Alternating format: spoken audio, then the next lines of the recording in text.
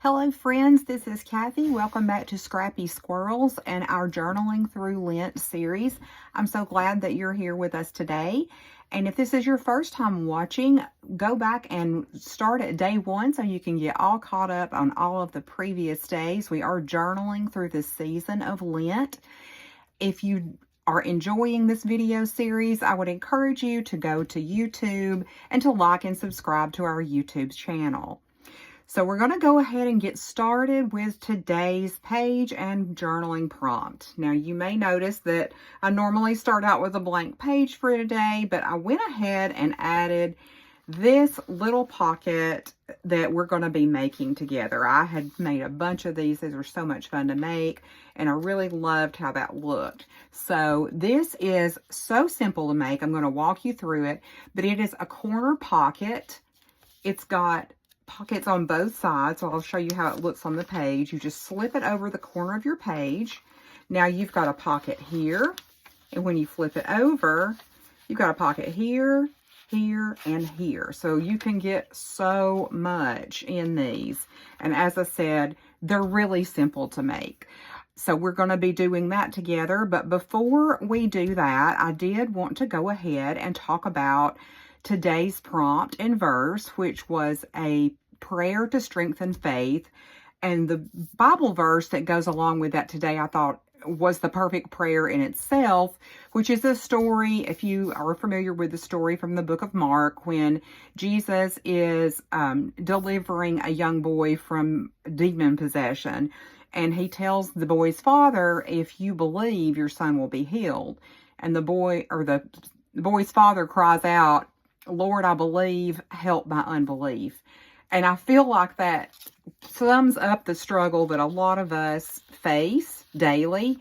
We do believe, but we still have those moments of doubt. And it's just because we're human. I mean, we're not perfect. So even though we have those moments of doubt, God is still faithful. And we just have to remember to hang on to that faith. So I wanted to kind of embellish this page just a little bit more. I don't want to do a lot on this page because I was noticing as I was looking at our book, she's getting very chunky. And guys, we're on day 14. Okay, we're not even halfway through Lent. So my concern is if I keep adding really big, bulky things to this journal, that it's not going to be able to close it all. It already, is a gator mouth, which I kind of like a gator mouth journal. But I'm going to try to do some things that are not quite so bulky. My dog is speaking up in the background. Sorry about that. That Miss Daisy wants to join the chat. So what I thought we would do is just come in with a little bit of washi tape and just put some little accents up here in this corner just to kind of tie it together. So I've got this really pretty turquoise plaid tape, and it matches pretty well with the ribbon that I had used on this little corner tag. And again, my tape is not wanting to cooperate. I've had this washi for a really long time. I don't even remember where I got it. And it is a little bit brittle. So sometimes that will happen if you hoard things for years like I do. Okay, come on now. Work with me, work with me. Okay, I don't know what I'm going to do if this doesn't work. We may have to go to plan B. That's okay. We have plan Bs. All right, so that one's not going to do. So I have this kind of neutral, I want to say this is Tim Holtz. This is just kind of more of a neutral script. So I really did kind of want to get that pop of color on there, but I can tie that in with something later. And this has just got ink pens on it. So we're just going to put this right here up in the top corner. And then I have got another thinner, more neutral tape that's got some script on it, and I'm just going to come down the side here.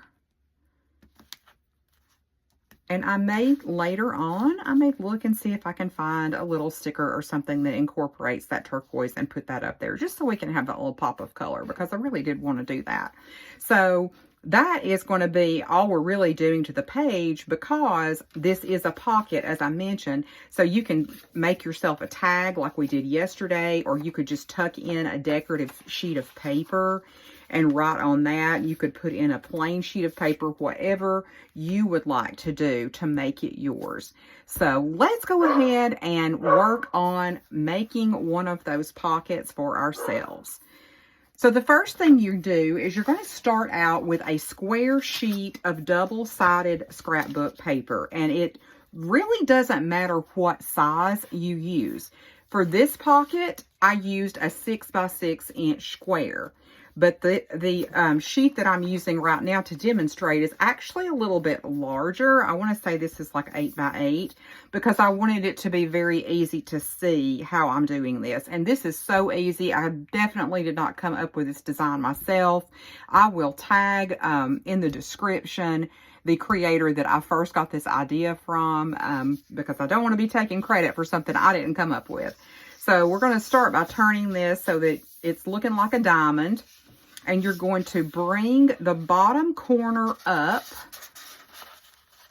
and align it with that top point. You want these 2 points to be aligned. And you want to leave maybe about a 1/2 inch space. And then you're just going to press that down. We're going to take our bone folder and give it a good crease. Okay. So that's step one. Now we're going to flip this over. Now for the next step,